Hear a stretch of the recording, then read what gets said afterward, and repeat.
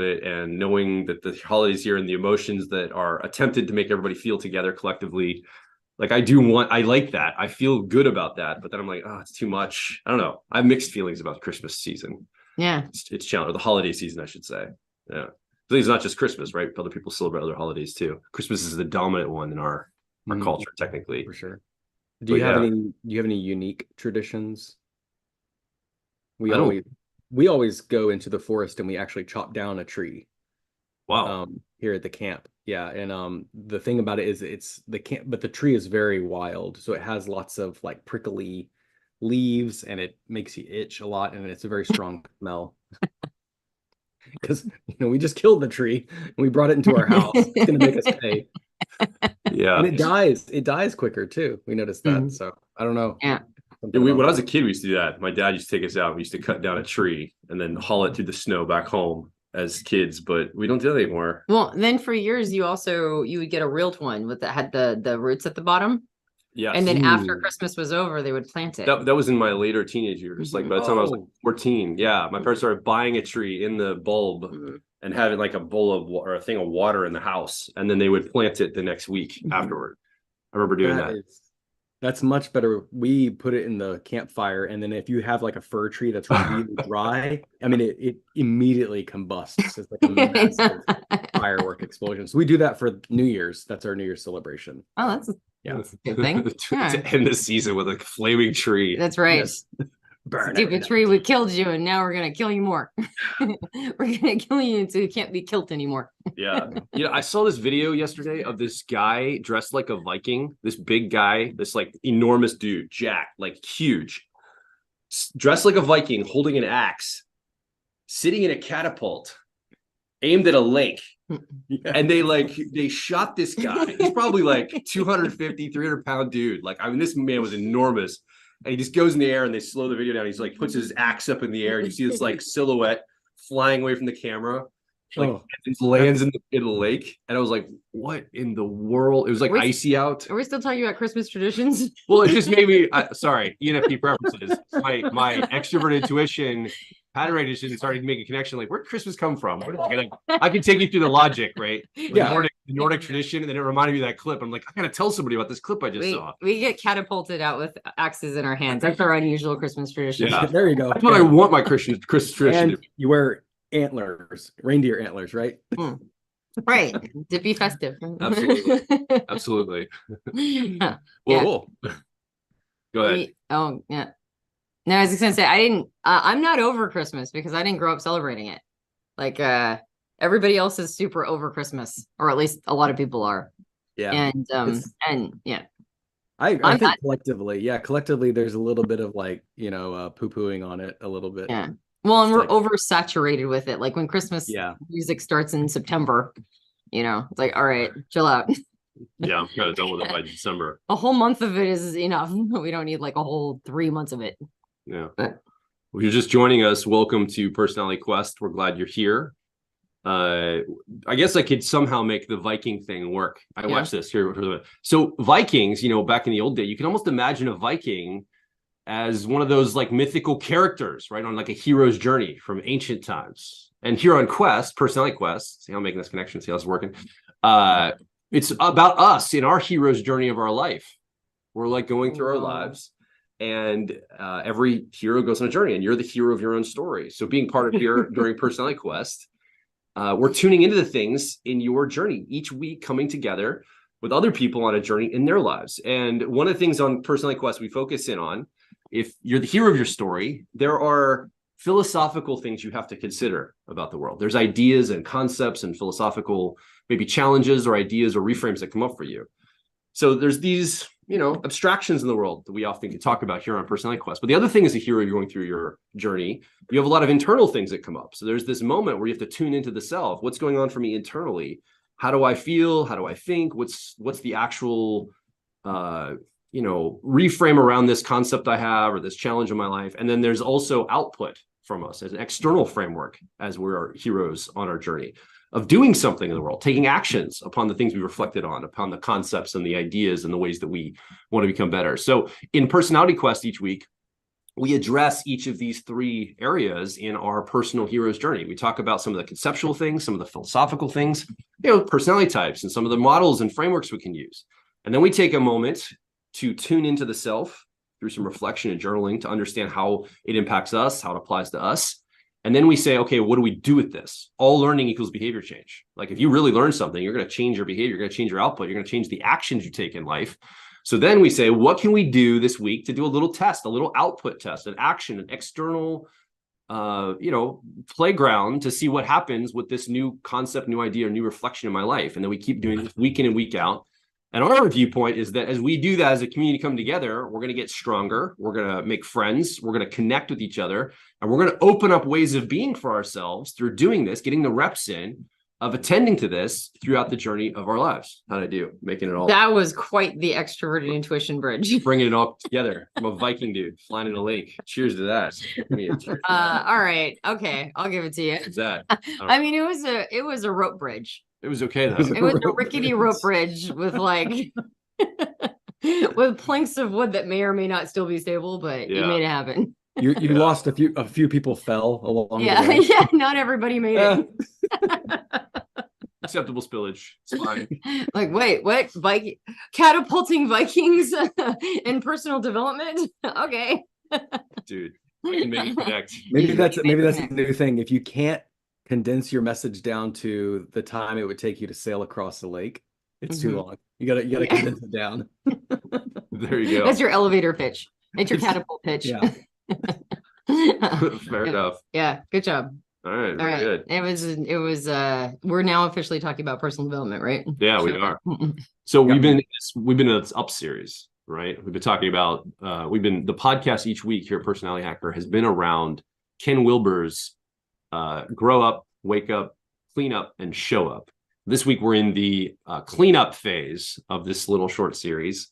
So we're talking about the different parts of showing up to your life. And this week, cleanup really addresses shadow work, right? This idea of going into more of our shadow, more into the things maybe we don't want to look at. When we say cleanup, it's some of the stuff that we probably should face in our lives. Like one of my cleanup things, I think, coming for me is going to be grief. Like I just don't have the capacity to feel grief, like in the way that's probably proper. And like I still haven't grieved my grandparents passing. There's been people like my cousins die. Like I'm really worried. And now because it's been so long and calcified, this cleanup is going to be, I believe, severe. Like I don't even know what it's going to be like. So now I want to avoid it even more. I don't want to see anything that's going to make me grieve because I know there's so much in there that I'm going to have to work through once the dam is broken.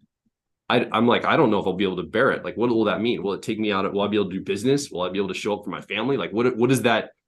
I've seen people grieving and they're like despondent and they're on the ground and they can't like focus or do anything. I'm like, I'm not going there. Never. I'm going to stick with anxiety, anger, like hell no, I'm not going to any kind of grief stuff. So for example, that's like one of the cleanup things that I'm attending to or looking at in my life to go, how am I going to address this? What do I do? How do I even approach this process? Do you guys have stuff like that? Yeah. Yeah. I was trying to think of like cleaning up as far as like not wanting to face things. And I mean, parenting in this day and age, and just with all of the parenting strategies and parenting techniques and right and wrong ways of parenting. And I mean, how much do we share with our kids? In a world of saturated information, like even like the Christmas thing, like do we teach them about commercialism with Christmas? Do we just teach them the ancient ways of Christmas? Do we teach them the historical roots of Christmas? Like I've gotten to the point now where when my kids ask me something, I will just preface it with, this is what 55% of the people believe. Like that's as much as I can give you right now. It's like, this is what the majority of people believe about any given thing that your curious minds are wandering into. And I can tell there's that same hesitant energy to clean up in that area of my life, to get really opinionated and strong-willed about like, no, this is what I believe is true about fill in the blank topic. Yeah. And trust that that's going to be the right information for them to have to go into adulthood. Yeah. Preparation parenting, I always call it, right? Preparing a kid for later. Yeah. And what do you got to say and what do you got to do to prepare them, right? To be able to have their own, have their own opinions about things and live, a full life without my opinions. But what do I got to shove in them right now so that they get better at doing that when they're older? For me, cleanup right now has been a lot of, and I might talk about it on the podcast. I don't know. Like when it comes to the podcast, I'm kind of like a server at a restaurant that the bill has been paid. Right. And it's like, you just wipe whatever was done. Like, you don't know what anybody ordered because the bill was paid. So you wiped it clean. That's kind of me in podcast. As soon as the podcast is over, it just feels like I like wipe it. So I don't remember what I say ever. So maybe I say this on the podcast. I don't know. Or in this particular clip, but, I've been really focused on this concept of bypasses. I think a lot of cleanup for me, I've realized what has stalled out my cleanup work, which of course is like, what are you cleaning up? Well, you're cleaning up whatever psychic garbage is in there or whatever emotional stuff that needs to be processed, or, you're like cleaning up your thinking, you're cleaning up whatever needs to be cleaned up internally inside of yourself. And I realized that bypasses have slowed down my cleanup process like crazy. So right now I'm really focused on what is a bypass. And a bypass isn't a specific behavior, because the same behavior could be exactly what you need to be doing, or it could be a bypass, and it almost looks identical. And most people outside of you won't know. They won't be able to call you on it. Like, take, for example, if you need to do grief work, it's like, but every time you start to feel it, and for me, it's anger, right? Like, to me, anger is like, I don't like feeling angry. It'll come out. I'll let myself feel it, but I don't really like it. And so for me, like, the actual work is to tap into anger. And, but anger is, it appears hostile to the outside world, and other people think of it as too much. And so it's very easy to do the bypass of going like, well, I'm not experiencing it in behalf of other people, and to give myself a rationalization and to try to work through all of that stuff in a different, like more thinking about it or rationalizing it or whatever. And then that takes me off the path of the work I actually need to do. Even though the work I need to do would be messy, it might look hostile from the outside world. It might be really awful. It might debilitate me for a small amount of time. I might not be able to be as productive, but that's the actual work I have to do. And it's really easy to go like, well, I'm doing it in higher minded ways. And then that creates a bypass, right? I get it. Like, I give myself an out for the work I need to do, which will be messier and uglier for this more noble thing that other people on the outside world will be like, wow, she's really developed. But not knowing that I'm actually bypassing like crazy the work I need to do. So for me, a lot of cleanup is like making sure that I'm not bypassing. I'm not giving myself an out for the actual work that needs to be done. And I feel like I see bypasses in me all over the place now. Yeah. Well, thanks for exposing my secret. Yeah. I'm not developed. I'm just bypassing anger. Yeah. Right. Yeah. There you go. Yeah. That's how it works, right? Yep. All right. So we're not gonna watch the entire personality hacker episode, because that's gonna come out a little bit later today about this idea of clean up your personality. Will be premiered a little later today, but we're gonna pull a clip from it, about 15 minutes or so. Watch it together. When we come back, stay tuned, because we come back after this, we're gonna continue the broadcast, talk a little bit about it. Our Quest members are going to be going into their private breakout rooms for discussions and some things to kick off today's Quest call. And then we're going to end the live stream for people here publicly and get into that. But let's watch this together first as a community, and we'll be back right after this.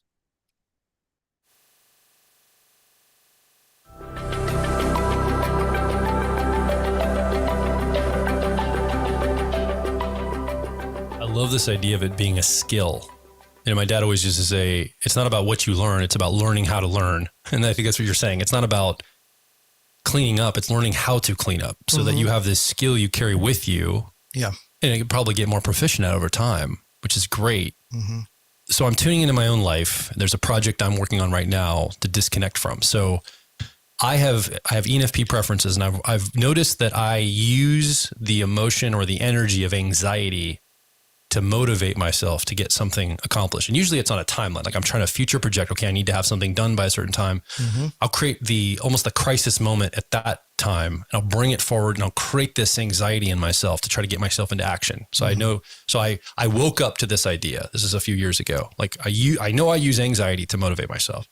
I've already been awoken to it. It's been one of the things I've been working on. And I think I've gotten to a place where I think I can start to let it go more and more. Like, this is what we're talking about, cleaning up. I'm aware of that. I've had it reflected back to me from multiple places. and I'm starting to work on this, and I'm getting more discreet around working on this, right? And in all the process, and I'm tuning into the self to say, okay, I've got to find other techniques. And while I'm working on this, that lane highway idea is exactly what I'm experiencing. Because it's like, I had this motivation I could use anytime I needed it. I could just pull on it. And now I've shut those 3 lanes off. I'm saying I'm not going to pull on that motivation anymore. Right. And I'm always tempted to go there, and I still struggle with it, but I try to stay on the 2 lanes. It's going to be more healthy. Excitement, anticipation, not anxiety, because it's the same emotion, just a different narrative. So I'm trying to connect a new narrative to it to get excited. But then I was awakened to, I think, a level deeper. I think one of the things that anxiety and even excitement can do is it can take me away from what I think I actually fear success ultimately, because it's going to require more, more responsibility and all these things. I'm like watching, and there's like a real nuanced awakening I've had to this, like underneath the anxiety, as I'm trying to connect something new. It's like I'm struggling with it. I'm trying to find new motivations. I'm like, oh wait, there's something else under here that I had to like work on that first. So it's almost like as I'm working on that, I'm like digging up more stuff. I'm like, wow, I got to clean that up now. What does that mean? Am I scared of success? Am I scared of this while working out? I wonder if I was using anxiety with a mindset of like, oh, that's motivating me, and that's where the work has to be. But really, there's a lot like that probably could have been handled a lot faster, but it was actually something even deeper. The reason I bring that up to say is like that took me a long time to discover all of this. Like it's been a multi-year process. Yeah. So is there a way we could almost diagram maybe that skill set? Like, what is it actually? What's the mechanism? What are we going through process wise to be able to clean up something? So the first thing I think on here that I have is triggered. You get triggered. Yeah. Something triggers you, or you have something reflected back to you. It's triggering other people. Me being anxious is like triggering Antonia and other people around me. Like, I can't operate with your anxiety. It's too much. Okay, I'm triggering others around me. What was going on, by the way? That's exactly what was going on. Yeah, it destabilizes people because they're not using the same motivation structure, right, that I'm using. And so I'm watching other people have a harder time when I'm bringing a lot of anxiety. It's working for me, but it's actually destroying my team or other people that we're working with or Antonia and our partnership. Right. So I got to fix it. I got to figure this out and clean this up. Right. But so trigger doesn't have to be my trigger. I could be triggering somebody else. They could be reflecting this back in my shadow to me. Okay, this is not working for me. Oh, okay. Right. Tune to this. The next thing I have to do though is I have to own that. And I know Ken Wilber has been introducing, I thought this would be a great place to talk about that. He has this concept of own up too. We're not gonna have a whole episode about it. Yeah. This might be a good time to inject that. I think we have to own the thing that's either being triggered in somebody else reflected or in ourselves. Yeah. That's a key part, right? That's specifically for projections. Yeah. And it's a word of caution because own up isn't appropriate for every circumstance, but for many people, it's like if you're distancing yourself from your actual emotion, you're projecting it onto someone else. Like the healing work around that is to own that, oh, that's actually part of my experience. That's something that I do, actually. It's like the road rage thing. You're yelling at somebody for cutting someone off and you're just like, I just did that 5 minutes ago. Yeah. Like I do that all the time. Right.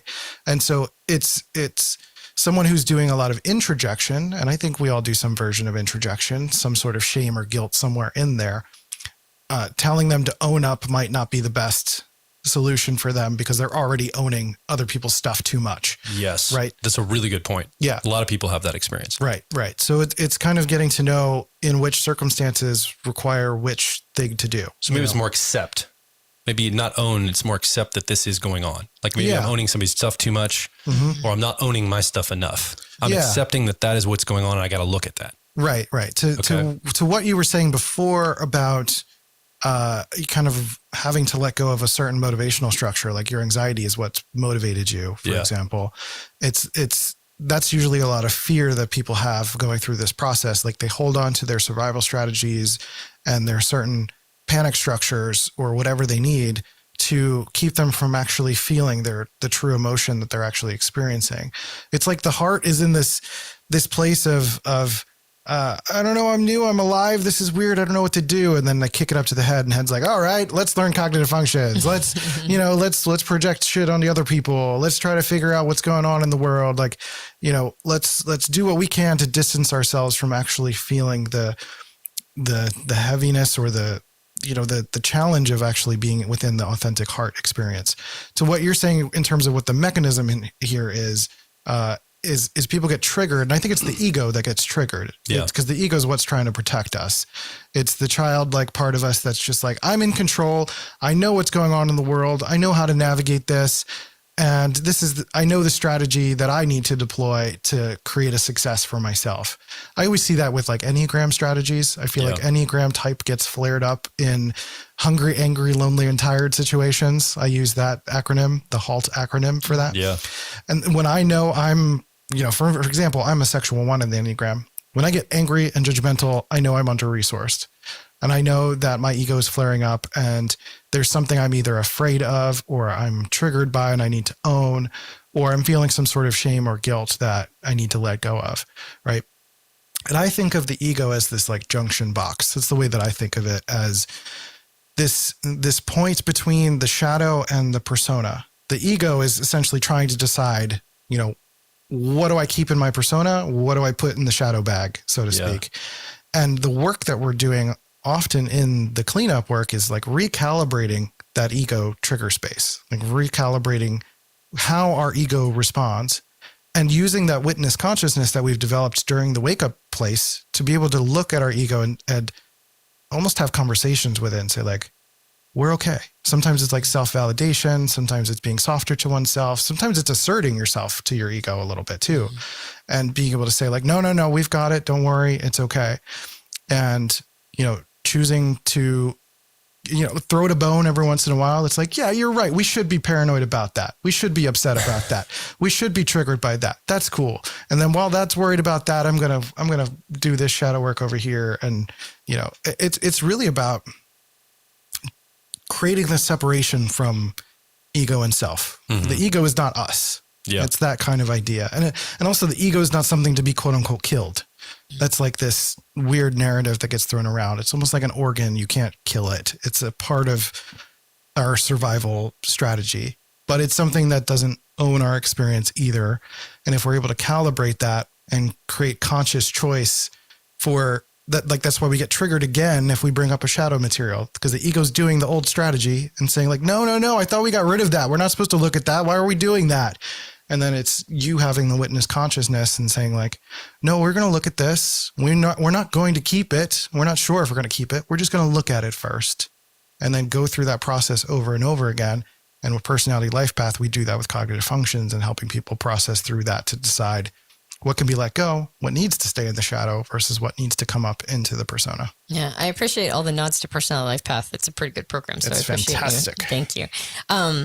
So what came up for me as you were talking is, I mentioned before, I was like, the goal isn't to be untriggerable, but I have noticed that when people do some solid cleanup work, they find themselves being less triggered all the time because they learn that mechanism of hang tight, right? And we talk about sometimes when we're triggered and when we go crazy and then we chill out for a second, we call it a minute to be human.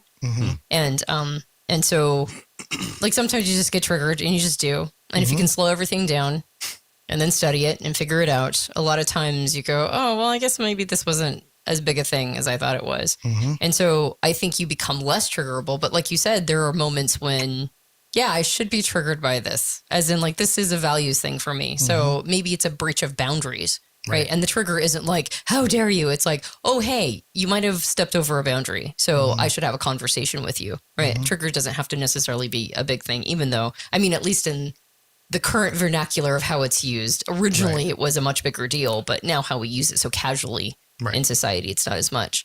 There was one more thing I think that I wanted to add to the own piece, which is, it feels like ownership, or the concept of owning something, it once again brings in that concept of discretion, which is not too much and not too little. Like you were talking about, people who tend to project probably need to own more. People who introject probably need to own less. And I was thinking about it in the context of owning how other people, like maybe how your past experiences have impacted you. So owning that if you had traumas of the past, or if you had circumstances or situations in the past that you don't want to, and maybe this is me as having ENTP preferences, that you don't want to really like acknowledge how much it impacted you or how much of a stamp it left on you. Yeah. Part of owning is going, no, I was impacted by that. Conversely, it's not it's not creating a current narrative that is nothing but how people stamp themselves on you, right? It's like, well, I'm here because people were really mean to me my whole life, or because, right? And so again, that concept of own up is like a nice discrete center point of not too much, not too little, own the right things. It's more about just kind of being radically honest with yourself. Right. Yeah. And I think the other aspect that we haven't really touched on that I think is important, at least to put a cliff note on, is trigger isn't always like a negative, upset thing. It's not always about like road rage and you're angry and upset about something or someone. You can have what's called a golden shadow, which is like you can overly admire someone in an effort to continue to lower yourself. You know, you could say that someone's like a really amazing teacher, or someone's like, you know, this amazing artist, and using that as a reason to not try to be the ambition point that you actually would like to be. Right. So it's like taking that and that's what's called a golden shadow. Oh, interesting. So that's like a situation where you're living vicariously, or like they've got that covered so I don't have to show up, or a little bit like that. Yeah. It's continuing to, it's like saying that it's like saying I'm not good enough to do that. So I'm going to like overly admire this person and I'm going to put them on a pedestal and I'm going to keep them there and I'm going to keep me here. And that's another way of making the ego feel safe, you know, because again, like you talked about this fear of success. Yeah. And I think that can come up for people when they have a fear of success, is like, it's not only the fear of more responsibility, which is very valid as well, but it's like what happens when I have to show up and people recognize me and, you know, or like, what if I'm going to really like that? Yeah. What if I really like that? Yeah. You know, that's actually something I've had to be working through with my show up process, with my showing up to the mental wellness open mic night I did a few weeks ago. Is I wrote a book called Happy Chemicals, a neurotic memoir. And in that book, I explored what I called my inner authoritarian. It's this part of me that just like wants control over everything. And I'm so like, there's this rigid ego aspect of me that just wants complete and total control of a room or a space or a process or people or whatever. It's like this really id kind of warrior part of me. And I recognized when I was on stage that the crowd was a very obedient crowd. And I had this talk with myself where I was like, look, this is an opportunity. And I was like, okay, everybody stand up. And I got everyone to do like a breath work exercise in the moment. And I got to do like kind of that command and control sort of desire that I kind of pushed down for myself, that I don't really allow myself to exert a certain authority around. So I have it within myself. I talked about it in a generational theory episode talking about dark side of millennials, that there is a little bit of an authoritarian shadow, but I very much have that for me as an individual. And so I had opportunities to let that out in a safe way, because I assumed that that's just going to be bad for me to exert myself and to create these contexts in which I'm quote unquote controlling people or controlling human beings. And I'm like, no, that's not great. And I wrote through that process in my book. And I think that's an example of a golden shadow, something that I'm assuming is going to be bad, but actually is going to be very good for me to actually step up and to lead and actually like being admired and like that people are applauding and responding to my commands. It's like, I like that feeling, but I'm at a place of growth where I'm not overtaken by that feeling. It's just certain acceptance of my own inner power that, you know, it feels good and I can own that. Well, it's there regardless if you're going to express it or not. It's going to be passive aggressive if you don't tune it to that. Exactly. Sorry, I interrupted you. Go ahead. Oh, no, I was just going to tease him. How dare you step into leadership? Yeah. How dare you? How dare I do that?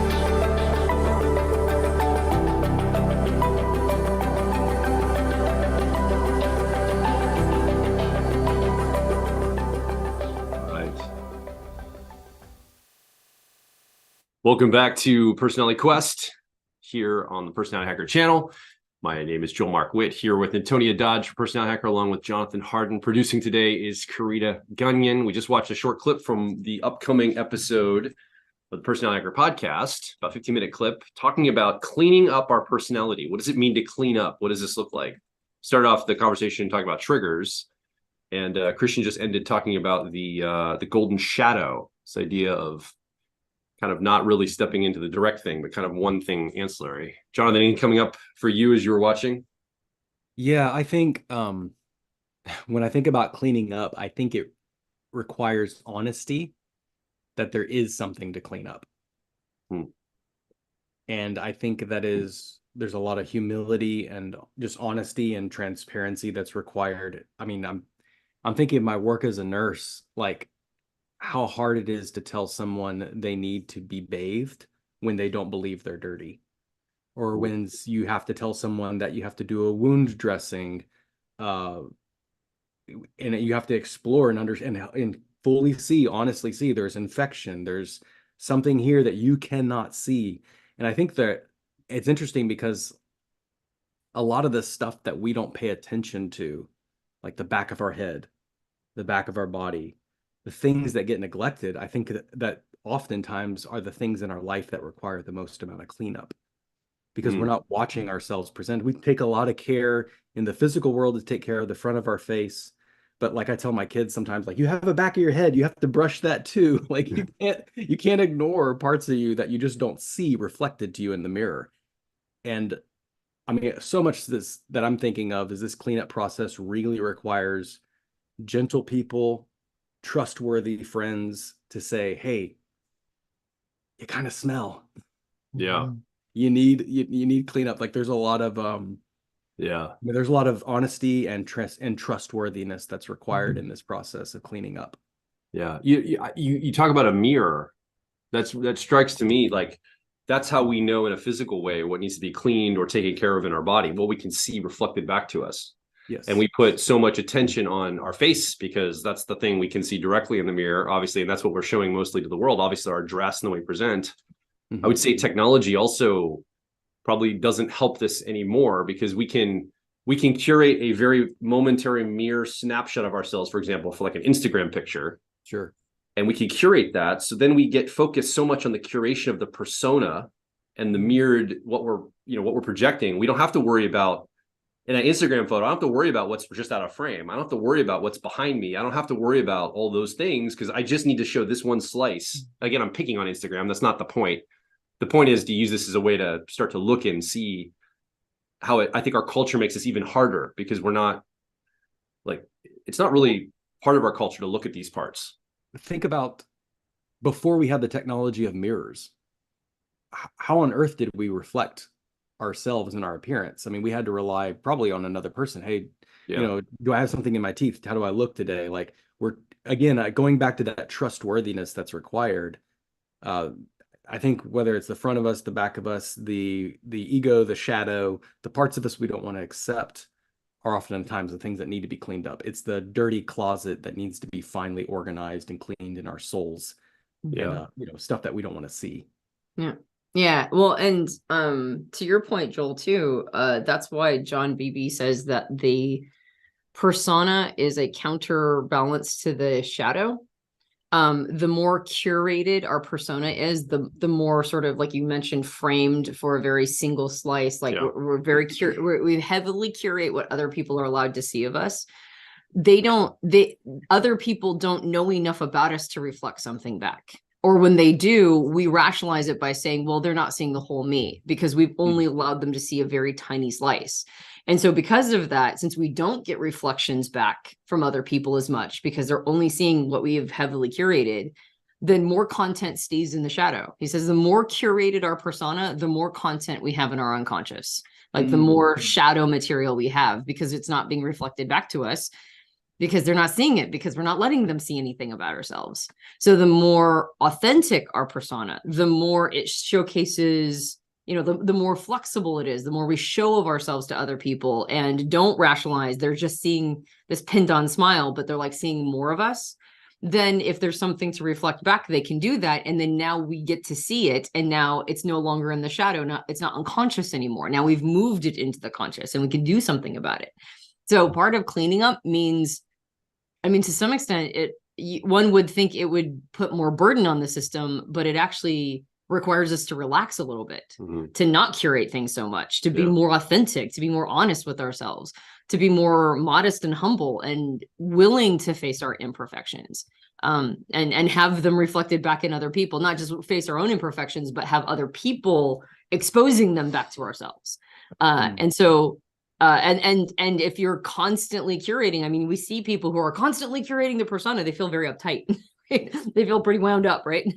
And people who are more chill, more relaxed, those are people who actually get higher quality information from the outside world, because they're allowing, unless the chill, relaxed vibe is a persona, right? Unless it's not real, unless it's just an affectation. But the less, I guess, the less affected we are, the more we'll get that information, the more we'll understand what needs to be cleaned up.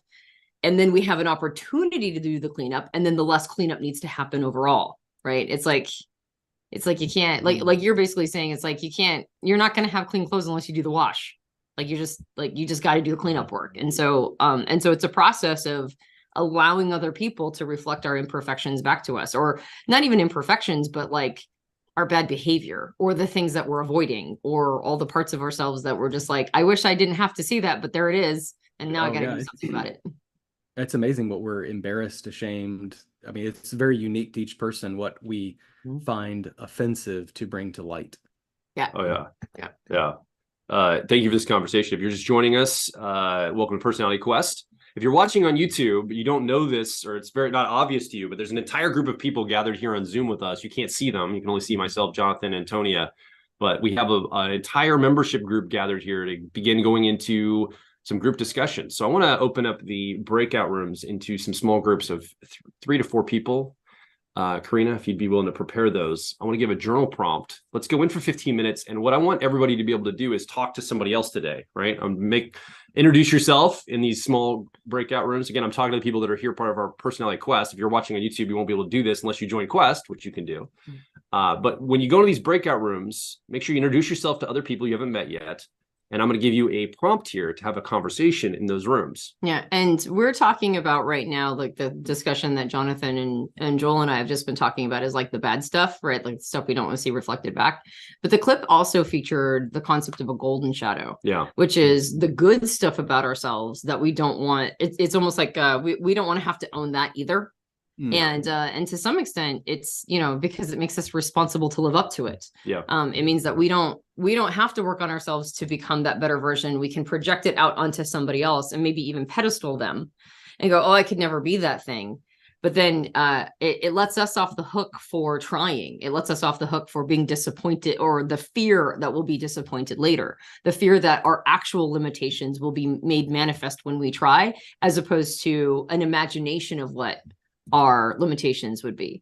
And so that golden shadow is just as much of a challenge for us a lot of times as the attempt to get away from negative shadow content, right? It can play as insidious a role inside of us. Okay, so let me give you your breakout room prompt then for the Quest members here. We're gonna put 15 minutes on the clock. Remember, introduce yourself to somebody else you may not have met yet, because there's a lot of people here that you may not know. They're new people that you just get to know now in the membership area. So go ahead and introduce yourself, and then reflect on and talk about, idea generate with your fellow members. What area of life do you believe you fear success? What do you think you fear success? And there might be a few areas of your life you fear success, but what's something that's like pretty obvious to you, or it comes up, or even through discussion, you might be able to workshop and find out through conversing with other people of like minds. And then why do you think you're held back from that? What do you think's going on there? Like if you have a fear of success in something, this idea of this golden shadow that Christian talked about in the episode, what do you think what's the resistance? Why are you resisting that success or going toward that? Like, for example, for me, some of mine is like in business, for example, there's some certain fear of success. I think it's the responsibility and the lack of freedom that I'll feel, right? Like I want to be able to do whatever I want to do anytime I want to do it. And if I'm responsible and I'm having some success, well, that's not always on the table for me, as an example. So as you go into your breakout rooms, talk a little bit about this with each other. And then when we come back, we'll hear from 2 or 3 people inside the Quest membership, just to get a sample of what's coming up for you in the breakout rooms. And then we're going to end up going even deeper into this today to reflect on the self and then find actions for this as well. So let's go ahead and open those rooms up now. We'll see everybody here in 15 minutes. We come back to the main session to talk. And if you're still here with us on YouTube, we're going to be ending the live stream in just a moment. So go ahead and attend to the Quest call today, Quest membership. If you want to join Quest, we meet every week. Right now, the time of this recording, it's on Sundays. We might shift that time in the future, but right now, Sundays, 11:45 a.m. Eastern time is the time we come together. We watch a piece of content, usually a clip from the Personality Hacker podcast. And then we go into 3 areas of our life on our hero's journey that is our life. We talk a little bit about the conceptual or philosophical framework. We just did that with this idea of a golden shadow. We talked about the content together, and we unpacked this idea of what we reflect in our lives. And we have some discussion around that. Members go and have some private discussion. And then we tune into, what does it mean for us? How does this impact me at a deep personal level? So we have some moment of quiet reflection, and we have some journal prompting and some other things to help get into a quiet reflective moment. And then true learning equals behavior change. So then at the very end of our Quest membership call each week, we talk about an activity, a challenge, an exercise, something you can go take action, something small you can go try in the real world, taking action around to see the results you get. So it's very much a conceptual, personal, and action-focused membership. We'd love to have you be part of personalityhacker.com/quest.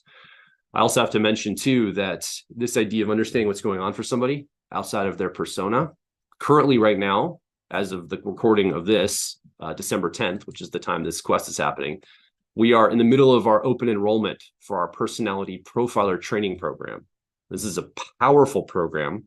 We basically teach students how to sit down in about an hour and have a conversation with someone. It's got a method, a methodology to it, a conversation to help someone arrive at their best fit personality type. And why do we do this? There's, somebody might say, well, Joel, aren't there tests online, and there are paper tests? Aren't there ways of determining someone's best fit personality type without having to sit down and have a full conversation with them? Yes, there are some things that we can do. There are technologies to help arrive at a person's best fit type. And I think there's only going to be more in the future. Technology keeps evolving. We're probably going to have a lot of tools that can help you arrive at best fit type. I even in our last profile training talked about what happens if there's a blood test that could determine type. What then? How does like sitting down with somebody and helping them arrive at best fit type, how's that relevant if there's like a blood test? I think it's very relevant, because it's not just that we know someone is a personality type. It's we know how that person is a personality type. And that allows us to give help and coaching and guidance and help them maybe solve some of the challenges, see some of the shadow material in their lives, solve some of the things that they need to solve. Maybe there's some ambition they have, some ego development and ambition they want to build up and go for something that's challenging for them, but they really want encouragement. Well, having that conversation with somebody and helping them, it puts you on the footing of like a coach or someone that can actually offer help and guidance. Someone that could be a Sherpa to guiding someone to their best fit self, not just their best fit type, but who they're meant to become in the world. That is a very powerful skill. And that's what we teach in profiler training. We teach you how to sit down and have a methodology. It's a 4-part methodology where we show you how to determine someone's best fit type, not just for the type itself, but what you can do after that point and how to help them. Yeah. It's very powerful. Our friend Dario Nardi says that you can't have the word personality without the word person. And I think what's powerful about profiler training, the methodology, the 4-part methodology we use is it humanizes the individual, puts the person back in the personality type. So you're not just finding the individual's type preferences, although that ostensibly is why you're there having a conversation with them, but you're finding the personhood of the individual as well. It's really humanizing. And I think the reason why I'm still passionate about profiler training, even though we've been doing it for so long, and there's been times when I'm like, this is how many years are we going to do this? I think the reason why I'm still really passionate about it is I've seen how much it's done for people who have social phobia, both on the profiler side and the client side. When people deal with strong social phobias, it's like, how do I even interface with people? How do I approach them? How do I talk to them? There's an almost, we always talk about the epidemic of loneliness, but it's not just being alone as in like, I don't have anybody special in my life. Sometimes the loneliness comes from the fact that there's like a difficulty even making initial connections. And profiler training, I suspect not that everybody who has dealt with social challenges and social phobias has come up and told me this directly, but I have observed and watched people from that state blossom and become so much more adept socially, so much more comfortable talking to people. So it's both humanizing for the client and for the profiler themselves. So we only open it up twice a year. And if this is the thing you've been thinking about, I highly recommend registering right now. We're going to be doing it in the live event portion is going to be done in the Pacific Northwest this time. Seattle. In Seattle. Coming to Seattle, Washington. It's a West Coaster. Near my hometown in Portland. And so anyway, it's a really good time to join. And if you do deal with, I mean, if you're obsessed with personality or just love it and understand its power, and you want to put the person back in personality and you want to learn really solid interviewing techniques and rapport building techniques and a capacity to do some, like Joel mentioned, some coaching, particularly for people who are coaches or therapists, or, I mean, we have tons of coaches, tons of therapists, tons of people who work with people, human resources, basically anybody who is the go-to person for other people to give them advice. Anybody who's like an advisor particularly benefits from Profile Training. Yeah, it's a powerful program. And if you're at all somebody that helps somebody, you should be part of it. Honestly, it's really fantastic. Anyway, so head over to personalityhacker.com/profiler training to learn more about this program and to read some more information and see about the enrollment, see if it's a good fit for you. We'll be in Seattle, Washington for the live event in May. I think it's May 21st it starts. It's a 5-day live event. And we spend 6 months preparing you for that live event, because at that live event, we actually pair you with a volunteer to do a live profiling session. The stakes are high. You've never met this person before. You and all of your fellow students are sitting down and going through the entire methodology to deliver a full live profiling session to somebody you've never met in person. And it can be a powerful experience because you prove to yourself you're able to go from 0 to 100 in this process and actually deliver to a real client. It can be very confidence building. It helps give skills for all those communication things that Antonia talked about. And you genuinely tune into someone and help them understand more about who they are and where they can go in their life. So I think it's a really cool program. Again, head over to personalityhacker.com/profiler training to learn more. And we'd love to see you in there. Registration closes on December 13th. All right. Yep. So get to stepping. Thank you for being part of Quest Club this week. Quest Call this week, Personality Quest. Appreciate you tuning into the broadcast. We'll be back again next week. What is it? December 17th, 11:45 a.m. That's a Sunday. And we hope to see you there live. We got to go now attend to all of our Quest Club members coming back for the breakout rooms. We got some more things to do for the next hour with all of the members. We're going to get into that now. So signing off for the broadcast this week. Thanks so much for being here with us. We'll talk soon. Joel Mark Witt, Antonia Dodge.